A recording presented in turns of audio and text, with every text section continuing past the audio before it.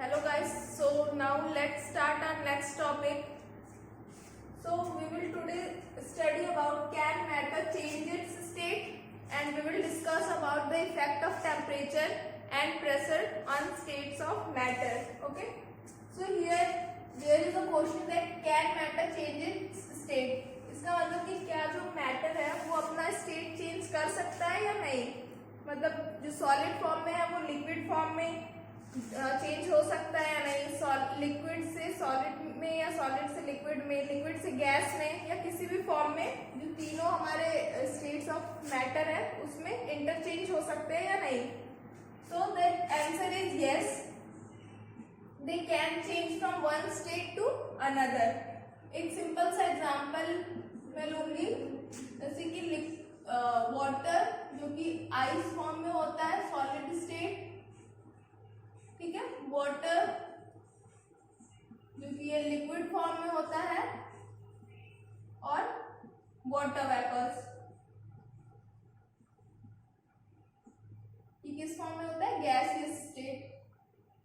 तो आप देख सकते हैं कि जो वाटर है वो तीनों ही फॉर्म में, तीनों ही स्टेट्स ऑफ मैटर में एग्जिस्ट करता है.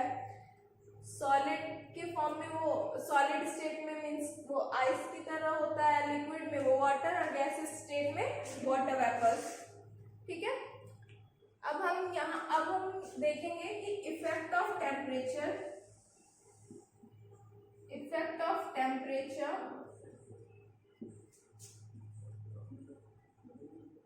On states of matter. तो इसमें हम क्या करेंगे, इसमें हम एक एक्सपेरिमेंट परफॉर्म करेंगे जिसमें कि आप एक बीकर लेंगे, उसमें आइस क्यूब्स भर देंगे. ठीक है, ऐसे आपने आइस क्यूब्स रख दिए, वहां पे आप थर्मोमीटर लगा दीजिए जो कि टेम्परेचर मेजर करेगा. थर्मोमीटर ये हमारे हो गए आइस क्यूब्स. अब हम इसे हीट करेंगे. ठीक है, हीट करेंगे, आप इसे हीट करिए, उसके बाद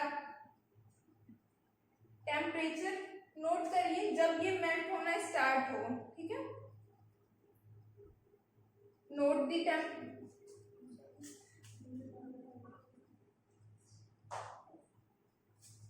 इसे क्या करेंगे हम, आप इसका टेम्परेचर रिकॉर्ड करिए जब आइस मेल्ट होना स्टार्ट होगा, तब का टेम्परेचर रिकॉर्ड करिए, और तब का रिकॉर्ड करिए जब आइस जो है वो पूरी तरह से लिक्विड फॉर्म में चेंज हो जाए. ठीक है, वो आप रिकॉर्ड कर लीजिए टेम्परेचर. उसके बाद आप क्या करिए, फर्दर टेम्परेचर और इंक्रीज करिए, और जो लिक्विड स्टेट में है जब वो most of the liquid means most of the water जब गैसेस फॉर्म में चेंज हो जाए तब का टेम्परेचर रिकॉर्ड करिए. तो इससे ये क्या हो रहा है, जो सॉलिड है आइस है वो किस में चेंज हो रहा है, पहले लिक्विड में चेंज होगा, फिर उससे हम लोग इसे गैस में चेंज करेंगे, गैसियस स्टेट में चेंज करेंगे और इसका टेम्परेचर रिकॉर्ड करेंगे. तो क्या होता है कि जैसे आइस क्यूब से ये सॉलिड के फॉर्म में है, इसके जो पार्टिकल्स है आइस के वो काफी पास होंगे. तो जब हम इसे हीट करेंगे तो इसमें काइनेटिक एनर्जी, इसकी जो है पार्टिकल्स की काइनेटिक एनर्जी इंक्रीज होगी, और वो क्या करेंगे, जो उनमें फोर्स ऑफ अट्रैक्शन है पार्टिकल्स के बीच में, वो उसे ब्रेक करेंगे. कब ब्रेक करेंगे, जैसे ही जो एक्सटर्नल हीट हम प्रोवाइड कर रहे हैं आइस के पार्टिकल्स को या सॉलिड के पार्टिकल्स को, जैसे ही वो क्या कहते हैं, उसके इंटरनल फोर्स को ओवरकम करेगा, तो जो पार्टिकल्स वो क्या करेंगे, मतलब फोर्स ऑफ अट्रैक्शन ब्रेक हो जाएगा और वो लिक्विड फॉर्म में चेंज हो जाएंगे. क्या है, when heat provided is greater than attraction force, you can say attraction force. ठीक है, तो हम जैसे जैसे टेम्परेचर इंक्रीज करेंगे, टेम्परेचर इंक्रीज हो रही है, पार्टिकल पार्टिकल्स की काइनेटिक एनर्जी इंक्रीज होगी, और जब ये टेम्परेचर या जब ये काइनेटिक एनर्जी जो है वो फोर्स ऑफ अट्रैक्शन से बड़ी होगी, जो पार्टिकल्स के बीच में फोर्स ऑफ अट्रैक्शन लग रहा है उससे जब बड़ी होगी तो ये क्या करेंगे, ब्रेक कर जाएंगे और ये लिक्विड फॉर्म में चेंज हो जाएंगे। ठीक है, और यही सेम केस होगा जब हम लिक्विड से गैसियस स्टेट में चेंज करेंगे। ठीक है, जब लिक्विड्स के बीच में जो फोर्स ऑफ अट्रैक्शन है वो जब ओवरकम, मतलब जो हम लोग बाहर से हीट दे रहे हैं, एक्सटर्नल हीट दे रहे हैं, वो एनर्जी जैसे ही ज्यादा होगी इसके फोर्स ऑफ अट्रैक्शन से, वो क्या करेगा, गैसियस स्टेट में चेंज हो जाएगा।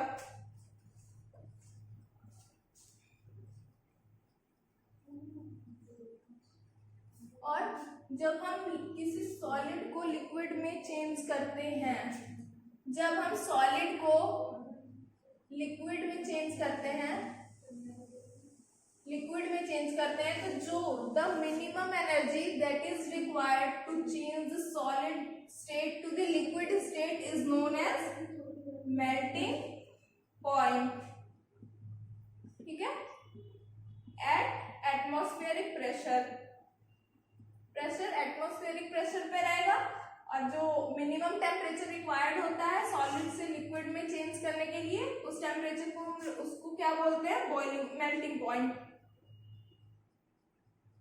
ओके, और वाटर की मेल्टिंग पॉइंट कितनी होती है,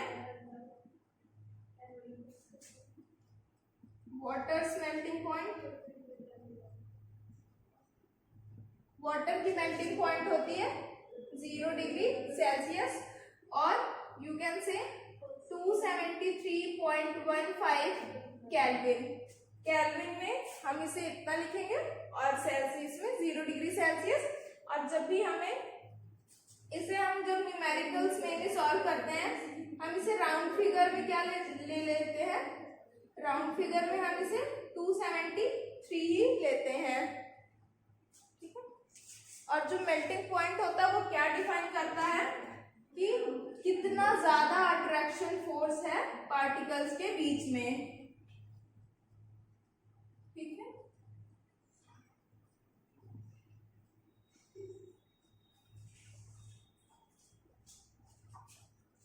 और आपने ये नोटिस किया होगा जब हम आइस को जब लिक्विड फॉर्म में चेंज करते हैं तो जो टेम्परेचर होता है वो चेंज, मतलब आइस का जो टेम्परेचर होता है वो चेंज नहीं होता है तब तक जब तक कि पूरा का पूरा मतलब जो आइस है वो लिक्विड में चेंज ना हो जाए।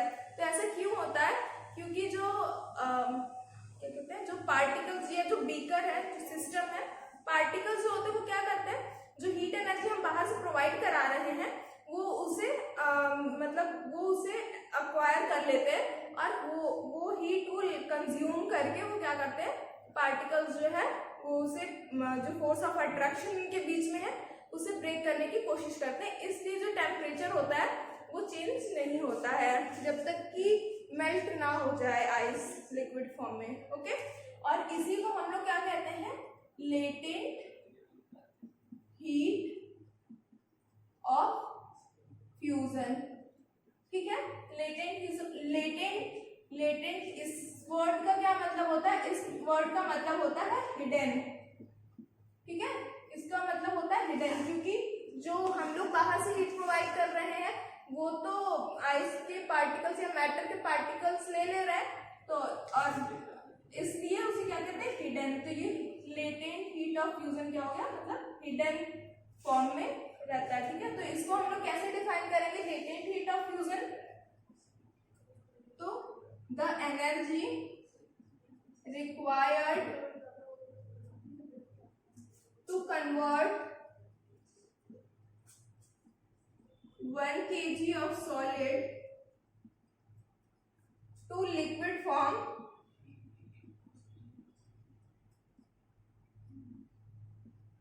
at atmospheric pressure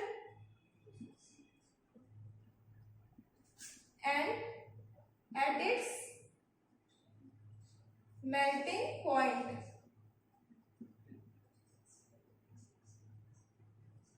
इसे हम क्या कहेंगे, लेटेंट हीट ऑफ फ्यूजन। यानी कि 1 kg जो सॉलिड है वो जितना भी हीट या एनर्जी रिक्वायर होती है उसको चेंज करने में लिक्विड फॉर्म में, उसे हम क्या कहते हैं, लेटेंट हीट ऑफ फ्यूजन। इसकी एसआई यूनिट क्या होती है, एसआई यूनिट होती है जूल पर केजी। ठीक है, ये हो गई एसआई यूनिट, इसको हम इसमें मेजर करते हैं।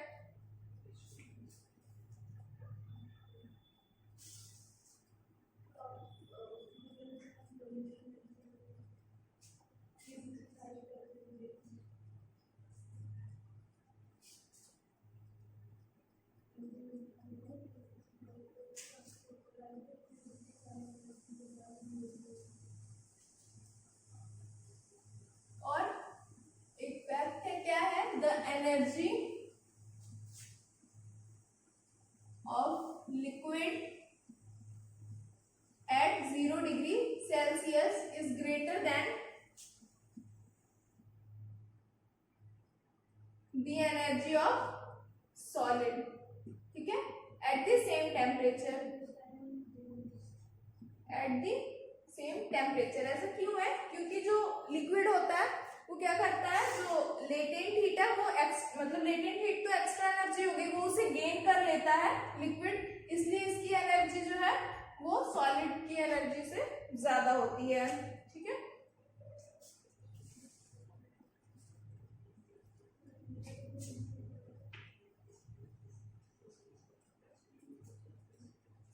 तो हमने जान लिया लेटेंट हीट ऑफ फ्यूजन। मैं एक बार फिर से रिवाइज करा दे रही हूँ, लेटेंट हीट ऑफ फ्यूजन क्या होता है, उतनी अमाउंट ऑफ एनर्जी जितना कि 1 kg ऑफ सॉलिड को चेंज करने में लगता है in the liquid form eight atmospheric pressure and means at its melting point. ठीक है, उसे हम लोग कहते हैं लेटेंट हीट ऑफ फ्यूजन। और लेटेंट का मतलब क्या होता है, इट्स हिडन। सो अब हम लोग डिस्कस करेंगे जब हम लिक्विड स्टेट से चेंज करेंगे, किसमें, गैसियस स्टेट में, गैसियस स्टेट में चेंज करेंगे तो जो टेम्परेचर होता है, the temperature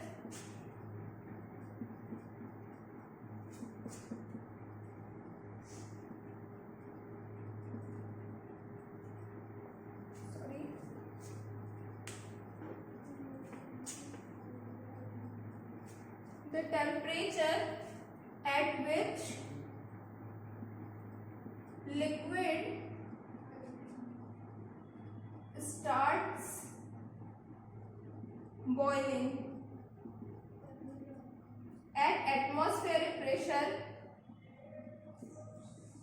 is called boiling point, boiling point। ठीक है, तो जब हमारा लिक्विड स्टेट, ऐसा टेम्परेचर जब हमारा लिक्विड स्टेट जो होता है वो गैसियस स्टेट में चेंज होता है एट एटमॉस्फेरिक प्रेशर, मतलब चेंज होता है, तो ये जो टेम्परेचर होता है स्टार्ट्स बॉइलिंग, जब ये इसमें बॉयल होने, जब वाटर बॉयल होने लगता है उस टेम्परेचर को हम क्या कहते हैं, बॉइलिंग पॉइंट कहते हैं। ठीक है, इसमें भी सेम केस है कि जो द पार्टिकल्स जो होते हैं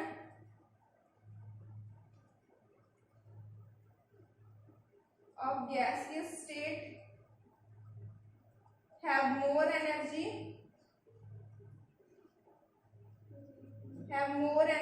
at 373 Kelvin than the particles of liquid, or we can say water। Boiling point कितना होता है वाटर का, 373 केल्विन, इसे हम कहेंगे 100 डिग्री सेल्सियस। तो हमें डिग्री सेल्सियस से जब भी केल्विन में चेंज करना होता है तो हम क्या करते हैं, उसे ऐड करते हैं उसमें 273 केल्विन। ठीक है, 273 ऐड कर देंगे तो ये क्या होता है, ये केल्विन में कन्वर्ट हो जाएगा। तो इसमें भी यही है, the particles of gaseous state have more energy than the particles of water. ठीक है, जैसे कि हमने पढ़ा था जब सॉलिड से जब हम लिक्विड में चेंज करते हैं तो वहां पे लेटेंट हीट ऑफ फ्यूजन होता है। उसी तरीके से जब लिक्विड स्टेट से गैसेस स्टेट में चेंज होता है तो तो यहाँ पे भी लेटेंट हीट ऑफ वेपराइजेशन होता है, यानी कि वही कुछ हिडन एनर्जीज जो होती है वो लिक्विड फॉर्म लिक्विड जो स्टेट में जो भी जैसे वाटर है तो उसने क्या किया, गेन कर लिया, तो उसे भी हम क्या कहेंगे, latent heat of vaporisation. Latent heat of vaporisation, मैं इसको सिर्फ ऐसे एक्सप्लेन कर देती हूँ। ये क्या है, द अमाउंट ऑफ एनर्जी और the minimum amount of energy that is required to convert 1 kg of water into gaseous form at atmospheric pressure at its boiling point is known as latent heat of vaporization. Okay,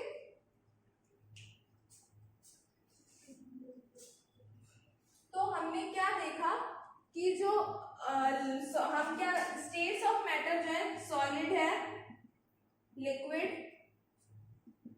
और gas, ये क्या कर रहा है, एक दूसरे में interchange हो जा रहे हैं।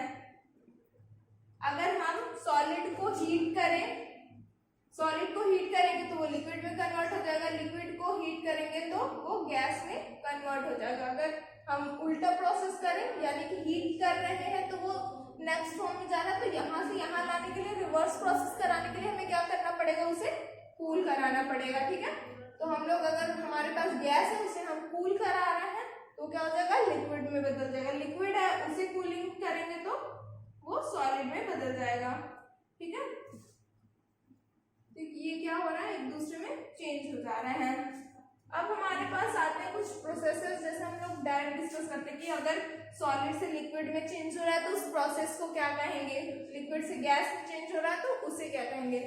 तो हमारे पास है सब्लिमेशन। सब्लिमेशन, ठीक है, सब्लिमेशन ये कौन सा प्रोसेस होता है, सॉलिड टू गैसियस स्टेट।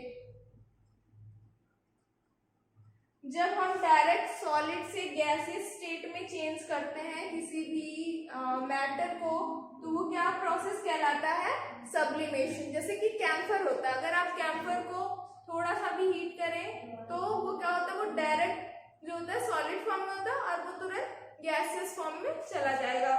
तो ये हमारा सब्लिमेशन का एक एग्जांपल हो गया, कैम्फर। और अगर हम वही रिवर्स प्रोसेस करें, किसी गैसियस फॉर्म को सॉलिड फॉर्म में चेंज करना, तो उसे हम क्या कहते हैं, डिपोजिशन।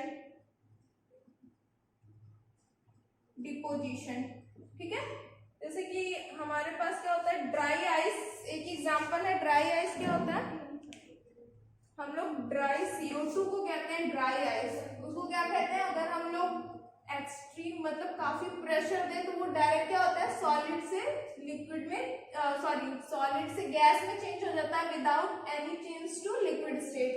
वो लिक्विड स्टेट में नहीं जाता है, ड्राई CO2। ठीक है, ड्राई CO2 ये क्या होता है, हम लोग इसे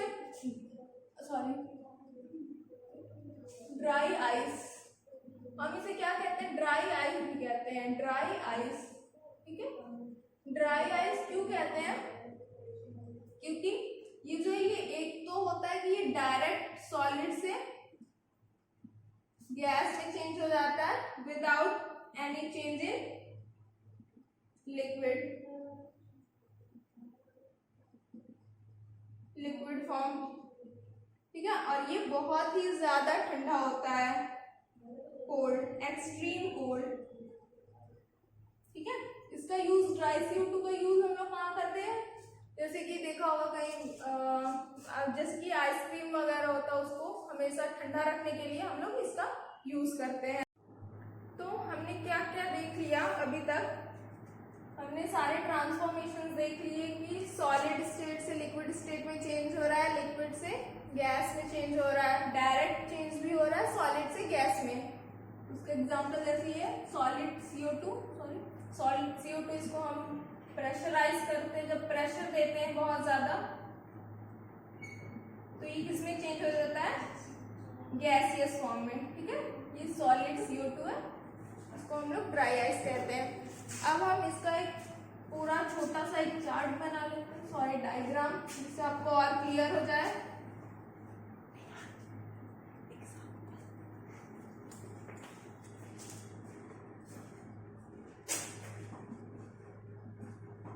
ये सॉलिड है, लिक्विड और ये गैस है। तो अगर हम सॉलिड से लिक्विड में चेंज करेंगे, एक minute, let me draw it. देखिए, अगर सॉलिड से डायरेक्ट गैस में हो रहा है तो उसे हम क्या कहते हैं, सब्लिमेशन। अगर वो गैस से डायरेक्ट सॉलिड में चेंज हो रहा है तो उसे हम लोग डिपोजिशन कहेंगे। ठीक है, सॉलिड से लिक्विड में चेंज हो रहा है तो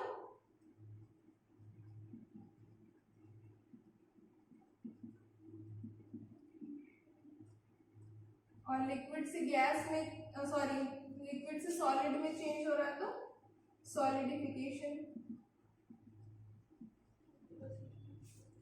लिक्विड से गैस में वेपराइजेशन,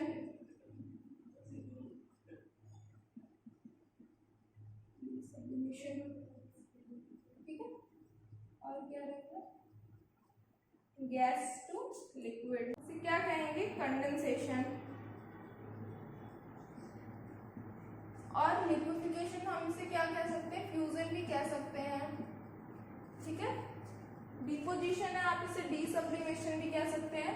तो ये हमारे पास एक डायग्राम हो गया जो कि हमें सारे प्रोसेसेस को डिफाइन करता है कि अगर हमने सॉलिड से लिक्विड में चेंज किया तो फ्यूजन है, जो रिवर्स प्रोसेस है वो सॉलिडिफिकेशन हो गया, लिक्विड टू गैस क्या हो गया, वेपराइजेशन, अपोजिट जस्ट रिवर्स किया तो condensation, solid to direct gas sublimation और gas to solid deposition. Next class we will discuss about evaporation, factors affecting evaporation, and then we will end this chapter and discuss numericals.